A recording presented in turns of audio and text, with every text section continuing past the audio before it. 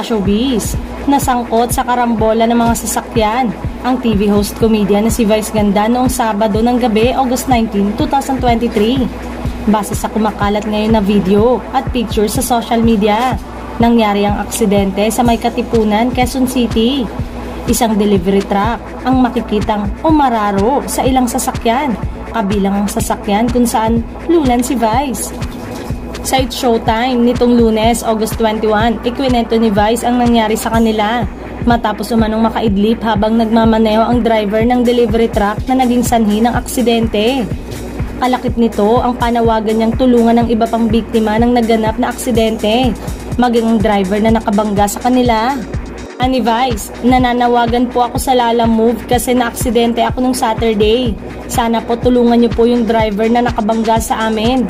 Naararo kami, 4 kaming sasakyan, parang nakatulog yung driver so wasak na wasak yung sasakyan. Sana po tulungan nyo yung driver kasi balita namin at saka sa contractor, yung may-ari ng truck. Sana tulungan nyo yung driver kasi naawa rin naman ako sa driver kasi ang daming sasakyan yun, 4. Ang host niyang si Kim Chu ay agad na nagpaabot ng tulong bilang siya ang ambasador ng Lalamove. Meme, ambasador ako ng Lalamove. Sige, pwede kong i-text, sabi ni Kim. Pakiusap ni Vice, oo. Assist nyo rin yung driver, although sa contractor yon pero i-assist na kasi kawawa yung driver. Sa huli, laking pasasalamat ni Vice sa Diyos na napinsala man ang kanyang sasakyan ay ligtas naman sila.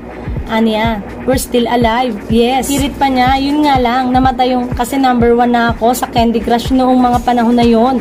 Oo, number 1 ako, ilang weeks na, number 4 na. Marami namang netizen ang nag-react sa X na dating Twitter na agad na nag-trending ang video kung saan makikita ang pagtulong ni Vice sa mga kapwa niyang biktima sa nangyaring aksidente. Kita sa video ang pagbaba ni Vice sa sasakyan para kumustahin ang iba pang biktima. Sa isa pang anggulo, makikita ang It's Showtime host na binibigyan ng tubig at pinapakalma ang isang babae at kasama nitong lalaking driver na tila naipit sa karambola.